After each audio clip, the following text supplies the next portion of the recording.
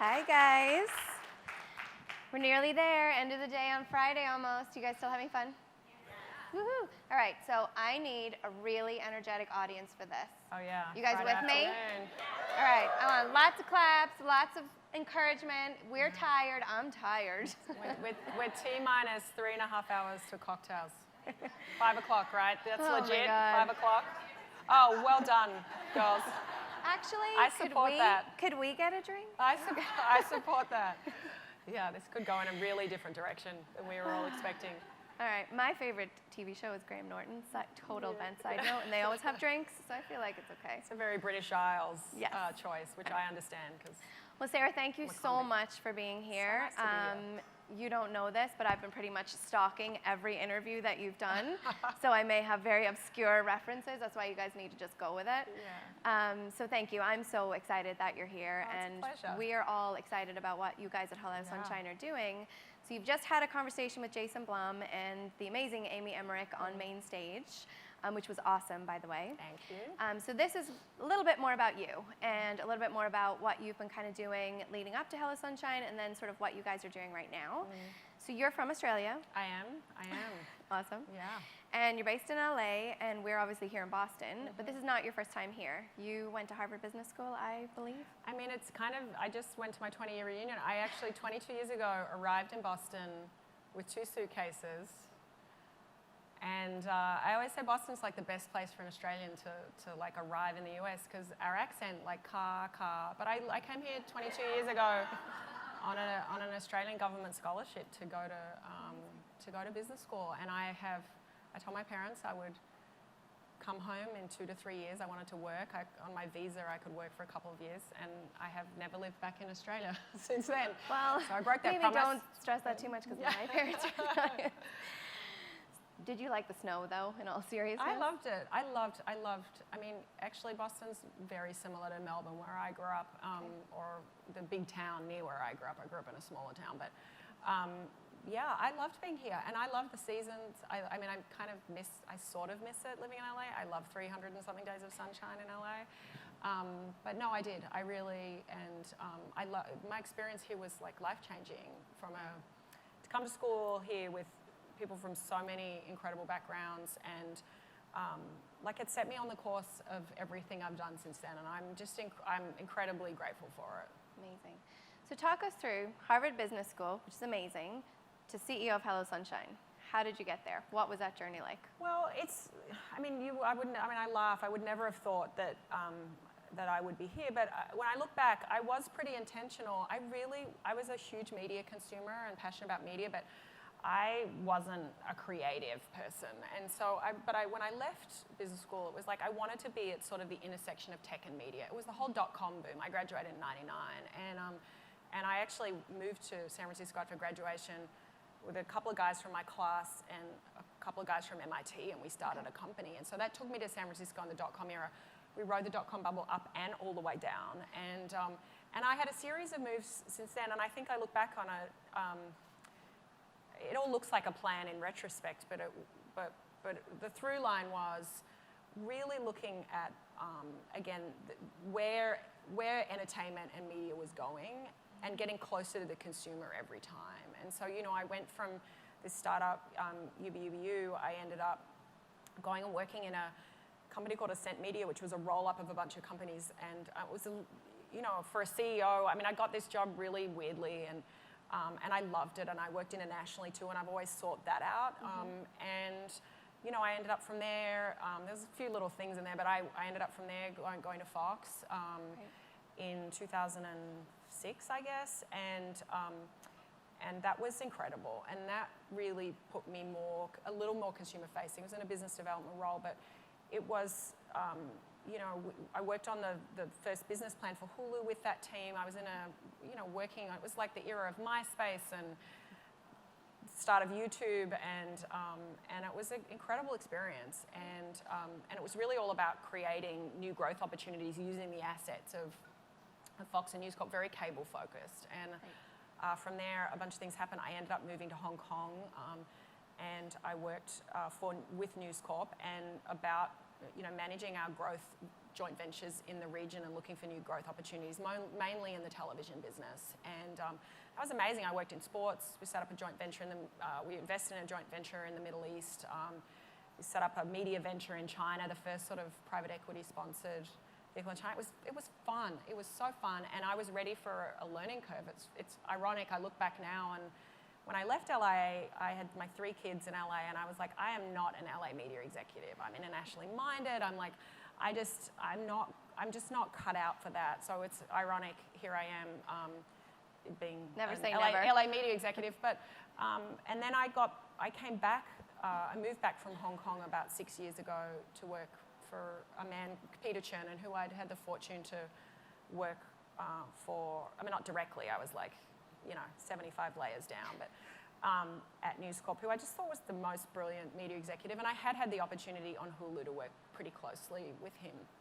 Okay. And private media company, he'd left News Corp when I moved to Hong Kong. And a private media company investing in the future of media. And when I started talking to him, they were looking to acquire Hulu in the summer of 2013. And so, I mean, one thing led to another. They didn't acquire Hulu, but I came back to work with him to really in an investment role, but an operating investment role to build next generation media brands under this venture, Otter Media. And so when I met Reese, and so we had bought a company called, or controlling stake in a company called Crunchyroll, an anime media brand. Full Screen, we'd been an early investor in Gunpowder and Sky, Rooster Teeth. And I'd spent a lot of time doing that, and we had a few investments where we owned controlling stakes and worked closely with the management teams to build them very entrepreneurially driven.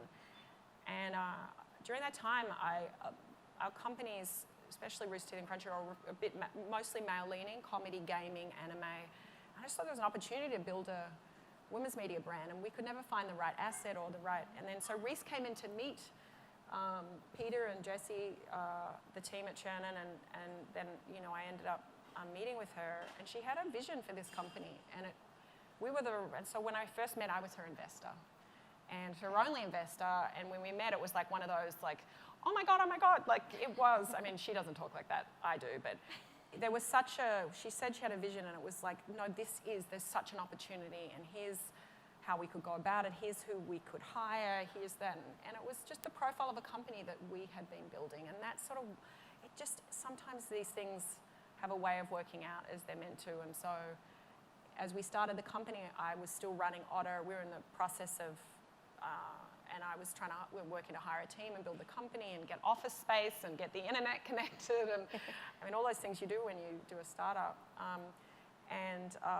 But the company's really an outgrowth of Reese's long history as an actress and producer, so it wasn't really a standing start. And one thing led to another. We ended up in a process to sell Otter around that time. So we had about a year where I was sort of interim CEO and trying to find someone, and we ended up, the timing worked out. We sold Otter to Warner Media, AT&T, who are now an investor in Hello Sunshine, and I stepped in as full-time CEO. So for about a year, I was kind of doing it undercover, and then I've been, and really Reese's partner, and then Reese, we hired incredible executives. Lauren Levy-Newstadt, our first exec team member, and it was about two and a bit years ago, and it's been heads down. It sounds trying incredible. to build the company. It really does. That so was not from that short. Harvard Sorry. to here, no, it's 20 years. I'm pretty old. So you've been busy. We have. It sounds busy. so amazing, and one of the things that struck me when I was reading and listening to interviews you've done in the past, prepping for this, and listening to you now, is just how intentional it comes across that it seems like you've been in your career. And I love that. And I don't know if that was on purpose or if it just comes across to me in that way. But could you talk to us a little bit about how you think about finding opportunities and also sometimes just taking that leap of faith? It looks more intentional looking back, but there were some things. And I got some good early advice, I think, too. And I think the couple of things, and I've gotten better at seeing this, as I got lucky early on. Mm-hmm. And I will say, in an era around, and especially building a company that's led by women and authored by women, although it is a very intersectional authorship, and it includes men at every level in our company, I was really lucky to work with some incredible, and have not just mentorship, but real sponsorship from men at different steps in my career. Yep. And I think the two things I've looked at, one is a couple of bits of advice I got is like, in chaos, there's often opportunity. So, I've always thought about like going in where there was something clear that I knew I could do, that you had a running start. And so I'll come back to the leap of faith bit, but you have to have enough of the job that you can get your feet under you and feel like you can be a little bit successful from the start, but not be scared of a lot of chaos. When I took the Ascent Media role, I was looking for a media role, I was interviewing places, and I ended up with meeting this great executive, Bill Fitzgerald, who was at Liberty Media in Denver, and I didn't really want to live in Denver, and there wasn't a job there. But they were like, we've rolled up all these companies, there's a new CEO, go in and see what you can do. I mean, literally it was like that. And I was like, well, I'll do business planning and stuff. And I went in, and actually the CEO got fired 6 weeks after I went there, and I was sort of like a mid-level. They didn't know what to do with me, and then I quickly worked out. I found one of them. They were doing some big bid for a bit of business, and I was like, I can help on that. And honestly, it was really good advice. So I've always, and then the piece that's coupled with that is really important, is just thinking as much about who you're going to work for as the work you're going to do. And so I've been very thoughtful, especially in the last 15 years of, I'm like, we'll work out the role, and I got very lucky early on, because you don't have that. Right. You're trying to find a job, like Yeah. and I needed a job for a visa, and I mean it was so Right. It's not like you have that as very much different power, but you motivation. can within the role then gravitate to those people, and work with those people that you are like, oh, what can I learn from? Right. And then I always chase learning. I moved to Hong Kong because I thought my learning had plateaued a little bit on the lot. And I also, I worked, I reported into Jan Koppen, who was James Murdoch. It was Jan and James Murdoch, and I just thought I had a lot to learn from them, very international executives and very entrepreneurial. And so I think it's those things. And then the leap of faith part, I do have a personal philosophy around finding jobs, and I talk about this a lot when I'm hiring people, which is I think like 50 or 60% of any job should feel like you walk in day one, you're like, nailed it. Like, you're set up for success, you can get some early wins, you feel competent. Yeah. 20-30% is like, ooh, that'll be interesting, I haven't done it that way, new team, new industry, slight stretching my skills. And then 10 to 20% should scare the hell out of you. It really should, that you wake the night before going, they're going to find out I'm a fraud and I don't know what I'm doing. And I mean, it's the healthy amount of that, not a debilitating amount of that. Not the imposter syndrome. Not the imposter syndrome amount of that, just like this side of imposter syndrome. But I do think in a growth-oriented role, and so I've tried to, I think if you feel like you can nail a job walking in 100%, like I think it's just getting that right. And so the leap of faith, I think if it's 100% leap of faith, that can be really, really risky. Right. And the leaps of faith for me are, like, I'm always shocked by how little diligence some people do on who they're going to go work for. Right. Oh my goodness, like I have people who've called me after I took this job, I'm like, I wish you'd call me. Like, I wish you'd call me. And did you talk to anyone about what this person's like to work for? Did you look on LinkedIn who's ever worked for them before and give them a call? Right. Because you have to do your diligence. I think doing more diligence on who you work for. Don't take leaps of faith on that.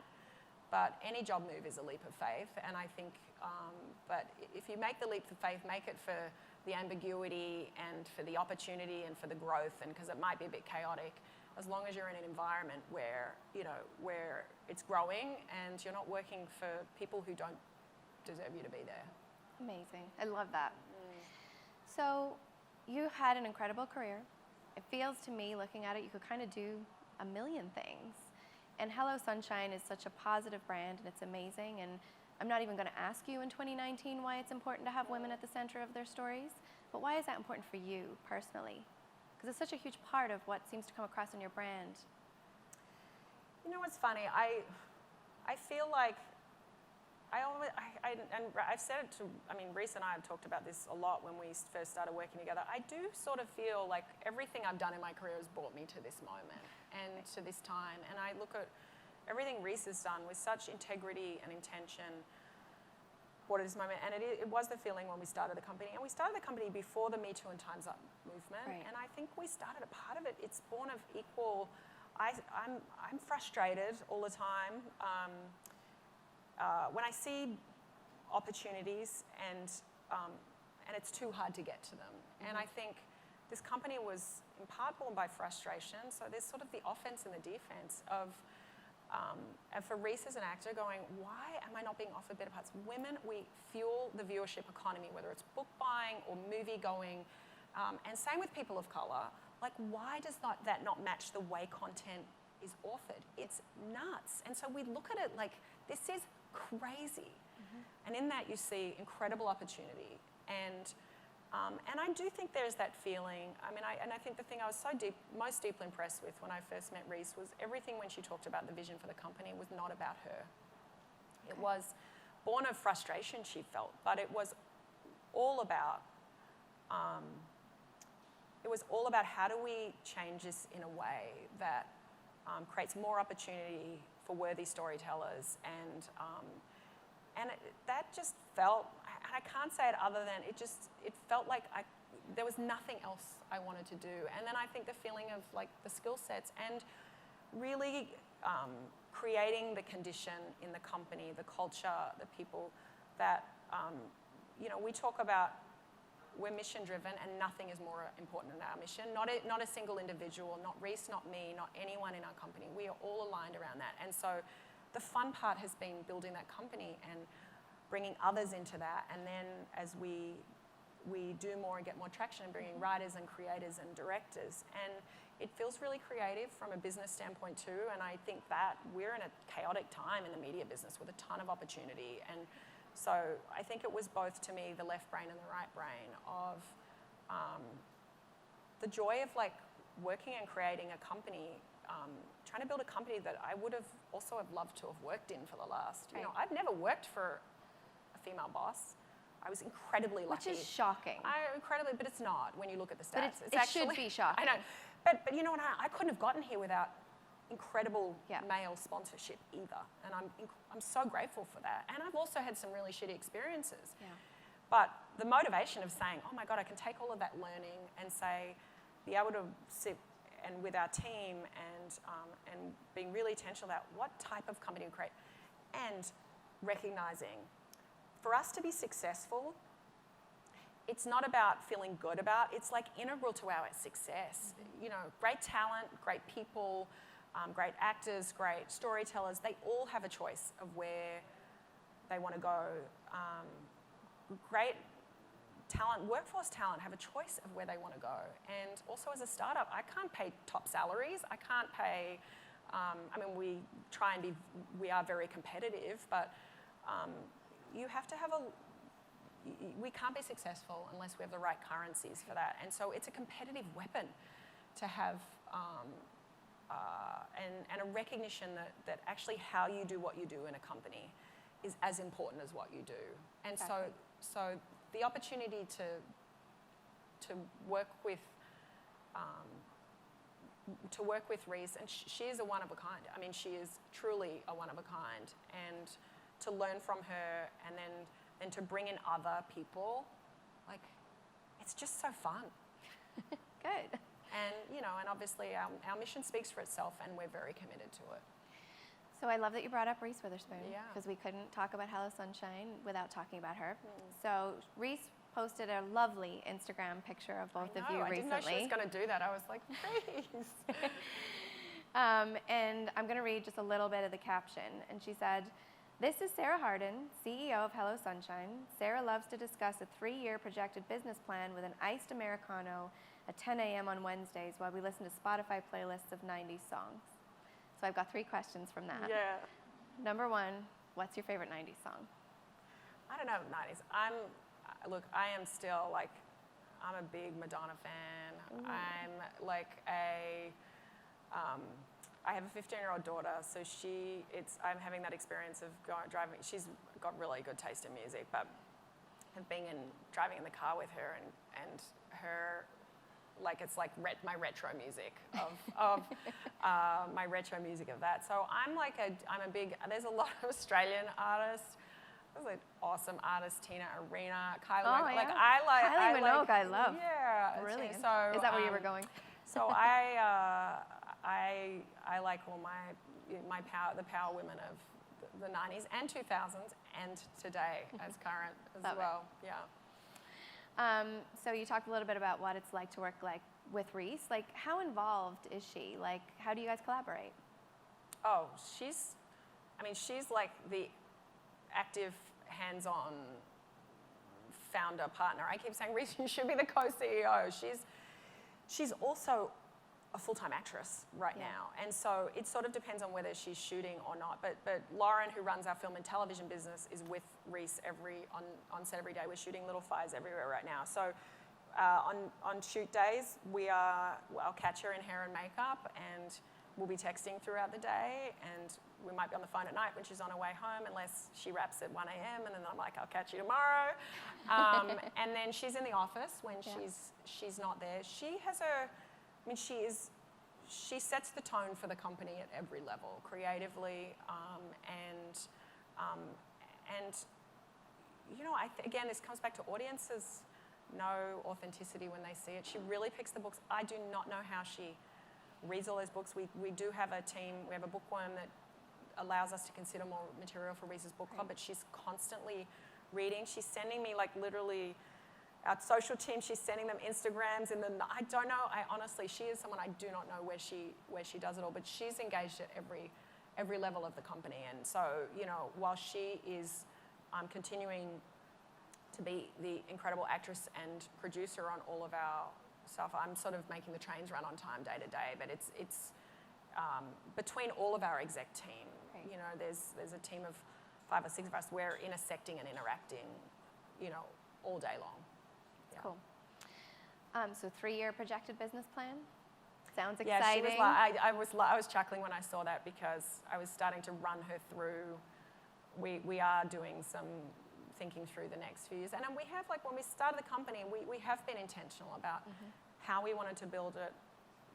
When you do a startup and you've got limited capital, your choice making is everything. It's not what you choose to do. It's as much what you choose not to do. And I wish we could do more, but we say no to 98% of that, because we're about doing few things well, and that's our position. And and we've got to sort of earn our way into. We've got to earn our way into that. And so I do think we've had to be very intentional about that. And so that. As we've grown and scaled the company, part of my job is sort of set the conditions, hire the team, empower them, that they can author the parts of the business that drive us forward as well. And so that frees me up to think, a lot of the things we're doing now and next year were things that we've set up and thought about last year. And so we're doing a lot of things. We just announced we're building a kids and animation business, which I'm super committed to, and we've been thinking about that for 14 or 15 months. We've hired an incredible executive, Claire Curley, to do that. So we're taking out our first kids and animated projects in this next quarter. So we're thinking through what's coming in the sort of what do we need to be doing now, and what train tracks do we need to be laying, and as we look 2 and 3 years out, and also trying to see where the media business is going as well. So I love that. I was laughing. She was like, "Really, this morning?" Like when we sat there having our coffee, and our social editor took that shot. I'm like, "Yes, I need to talk to you about this." We will. Never a better time. So I love all this intentionality. It's amazing, and I think we're getting like, okay, there's very intentional in the projects that you guys are picking, and the things that you're putting out in the world, and the content that you're producing. How does that translate for your team internally? Like, you touched a little bit there on you creating conditions for them.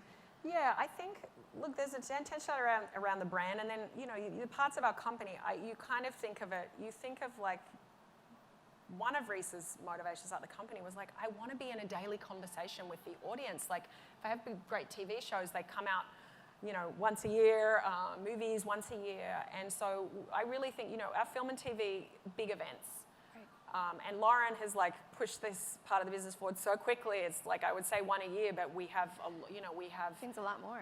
We have a lot more, and that's really, Reese and Lauren have just done a phenomenal job in building that. And so you look at those events, you look at our book club, we're doing monthly picks, we've got a podcast, we're doing Audible originals, 2 or 3 of those a year.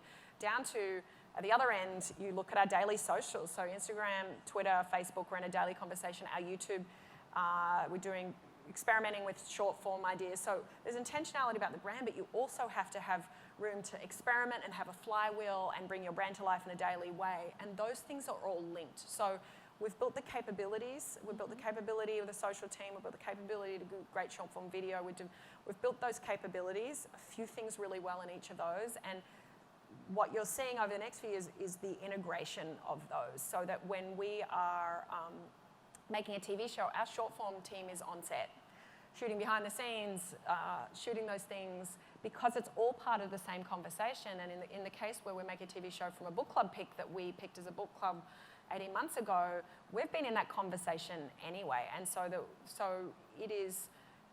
I think if you look at building a direct-to-consumer media brand, which was part of our strategy, where we have embedded a premium film and TV company, where part of us is creating shows that we are distributing through other people's platforms, because these are big premium events, and theatrical as well.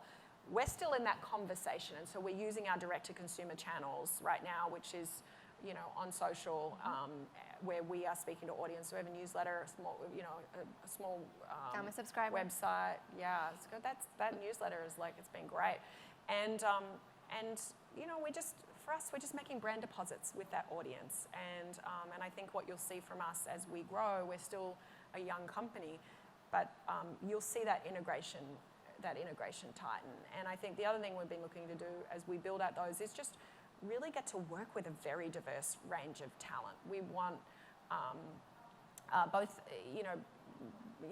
in front of the camera, behind the camera.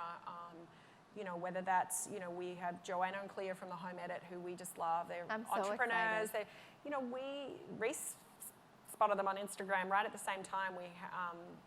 It was Molly Sims had told us they'd organised Molly's house, and she's I've got this incredible show, and she was working with them, and we all came together and we did a master mess, a sort of premium 11-minute short form, which we did on our Hello Sunshine On Demand channel on DirecTV. And we just announced that we're now shooting a new show with them for Netflix. And we've been working with Joanna and Clea now for a couple of years. Their book's amazing. They're a great example of, in a category that women care about, home organising, but they're also entrepreneurs themselves, and they do a great job, if you don't follow them on Insta Story, talking about the ups and downs of running a business and being parents. And yes. And so it's like building those relationships with different different talent, and finding ways to work with them across different parts of our company. So how do you balance that? I love that you guys are building an audience before you're even creating the content. You guys have 1.2 million followers on Book Club on Instagram. How do you balance the sort of business aspect of that, going, okay, there's got to be a commercial point to this, with creative freedom? Yeah, I think you've got to understand where you're going to extract the value in the company. And so for us, Book Club, it's a brand deposit. We are picking books every month. We're celebrating them. It is so in line with our mission, because we are trying to spotlight an author that we believe is spotlight. And nothing makes us more excited when it makes us in the New York Times bestsellers. It's not generating revenue, but we are driving that author's royalties. We're helping them sell their next book. We love it. We love it when someone else makes the film and TV show from those titles. Our Book Club editorial selection process is completely separate to film and television. And so we just pick the best book club, and we really look at what we think our community will love. And the community is built around what books Reese loves, and so we pick those books. So for us, I think we're really building out that membership proposition in the next year, and you'll see some things from us early next year around that. But it's just been clear about where you take the value in that. It doesn't matter to me to get an affiliate fee from Amazon about selling those books as a company. Okay. If we tentpole those books, and 13 of our, I think 20 of our 27 picks have gone to the New York Times bestseller list, and the last 13 have. And we've got some huge books that have come to the market. And our research, we're bringing women back to reading in certain ways. We hope we're helping grow the market. But for us, ultimately, if it means that, and building relationships with authors, where when we do make film and TV shows, they trust us, and that's really on the back of Reese with Big Little Lies and Gone Girl and Wild. She's got a long history of doing that. For us, if it means that we see one manuscript earlier than others, or that when we're in a competitive situation, which we often are, to acquire the rights to a book, if they see what we're doing in the ecosystem, that genuine support and love, and it's on mission, it helps us. And so I think you just have to be really clear-eyed about why you're doing and what your overall economic model is. And so we manage it in a way, and then very clear about putting what you put resources to, which is ultimately our exec team and Reese's decisions about where to put our resources and sequencing and timing. And so we try and be thoughtful about that. We understand the economics of our business. Every one of our exec team does. I'm very transparent about the economics of our business to everyone in the company, and where and how we make money, and how we're building. We're making brand deposits and building love, and we need both of those long term. Amazing. Yeah. So final question. Yeah. We ask everybody this. Yes. What does inbound mean to you? Well, I feel it's the life we're all living, right? Which is everything is coming at us all the time. Unhelpful advice, helpful advice, data. I mean, it is, great articles, media, everything is coming at us. And I think as you look at that and as you're trying to whether that's carve a path through the world personally or in business, that's just a very personal choice. And so as you look at it all coming in, it's like, what do you take in for yourself? What matters to you? What advice are you going to hold with what weight? What course are you going to set for yourself? And you're kind of the only one who can make those decisions is you, right? And I think it's both those things. It's like, and that to me, in a world that is incredibly noisy, and as you go through that, and I think as you go through your careers and life, it's learning also to trust as you integrate that within yourself and trust and say, what's my path forward? What does this mean to me? What am I going to let go of, and what am I going to hold on to? And that's enough. Well, I think that's a perfect place to end it. Thank you so much for being here. Thank you, audience. Thank you, cocktail drinkers over there. I see you.